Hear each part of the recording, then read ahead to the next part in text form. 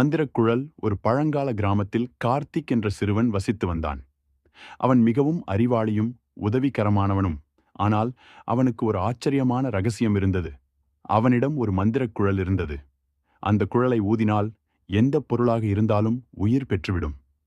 இது கார்த்திக்கிற்கு அவனுடைய தாத்தா கொடுத்த ஒரு விலைமதிப்பற்ற பரிசு. ஆனால் அவன் இதை யாருக்கும் சொல்லாமல் வைத்துக்கொண்டு மிக அவசியமான சமயங்களில் மட்டுமே பயன்படுத்திவிட்டான். கிராமத்தில் நடந்த பிரச்சனை ஒரு நாள். அவர்கள் கிராமம் கடுமையான வறட்சியால் பாதிக்கப்பட்டது. ஆறு வற்றிவிட்டது. மழை பெய்யவில்லை. மக்கள் தண்ணீருக்காக தவித்தனர். கிராமத் தலைவர், மந்திரி மற்றும் பெரியவர்கள் எல்லோரும் சேர்ந்து ஒரு தீர்வை காண முயன்றனர். அப்போது கார்த்திக் ஒரு யோசனை செய்தான்.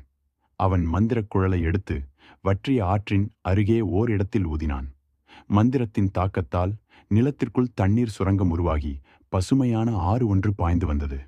கிராம மக்கள் அனைவரும் மகிழ்ச்சியில் குதித்தனர். கார்த்திக்கின் புதிர் கிராம மக்கள் அந்த மந்திரக் குழலை பற்றி கேட்டபோது கார்த்திக் சிரித்து, உங்களின் நல்ல மனம், ஒருவருக்கொருவர் செய்யும் உதவியே மந்திரம். அனைவரும் ஒருவருக்கு ஒருவர் உதவினால் அதுவே உண்மையான மந்திரம் என்று சொன்னான். அதன் பிறகு கிராம மக்கள் ஒற்றுமையாக இருந்தனர். எப்போதும் ஒருவருக்கொருவர் உதவி செய்தனர். அவர்களின் கிராமம் என்றும் சிறப்பாக வளர்ந்தது.